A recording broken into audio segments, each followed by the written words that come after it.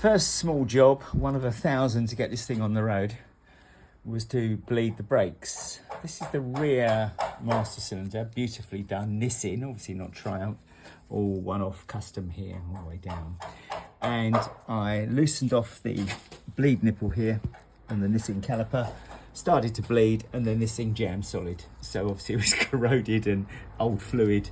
So I had to strip the whole caliper down and then play games on Twitter trying to guess where it came from. It's ZX6R, there you are, 1996 ZX6R.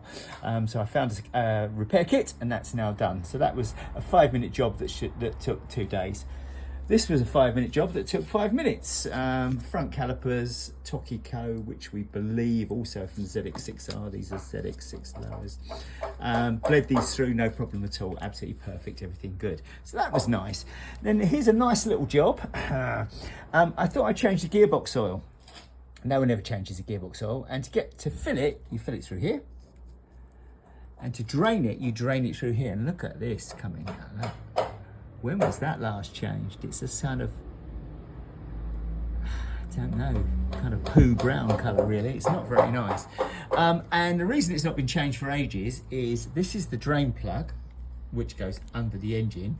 And there's a frame tube, because of course it's a Triumph engine in a Norton frame. There's a frame tube right in the way, so it's actually quite tricky to get out. I made a spanner, bent one up to fit. And this is quite clever. How it works is that's your main drain nut. And then this one opens up and leads to that little hole. So what you do is you drain it by taking this out, obviously clean it all up. Then you put it back in and you undo this little nut. So there's a hole between there and there.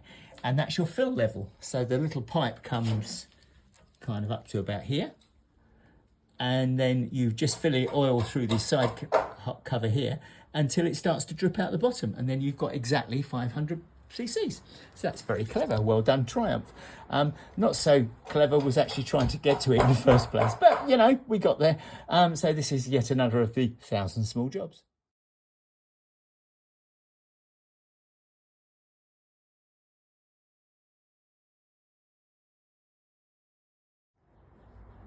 Good morning. The 1,000 small jobs continues. I've just had to Triton up and down the road, and the tyres are old and I need to obviously get replacements, and it was missing and bumping around and, you know, generally needing a lot of carburetor adjustment and whatever, but it runs, it brakes, it stops, it handles really well on the 16-inch wheels. I was quite surprised how good it was.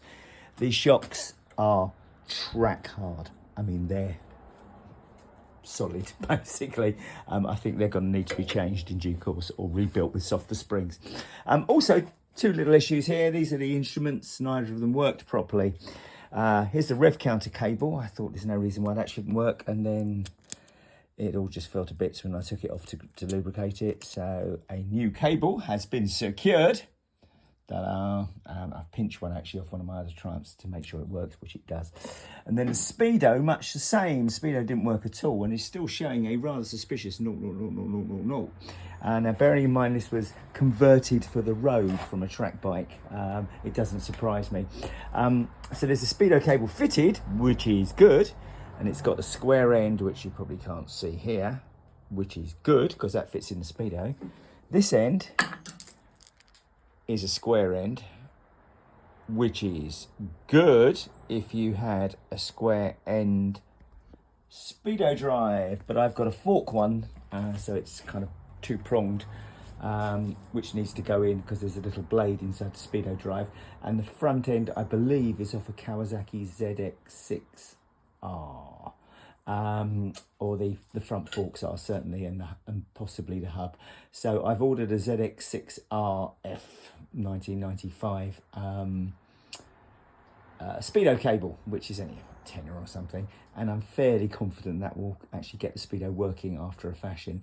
So more work to do, oil to drop now because I've run it up and down the road. That's the first flush. Got to now do the carburetors once I've got it up to speed. They're going to need a lot of fiddling around to get those right. Once I've proved it's all working, then we're retidy the wiring. Going to look at the shock absorbers, going to change the tyres. So yeah, quite busy.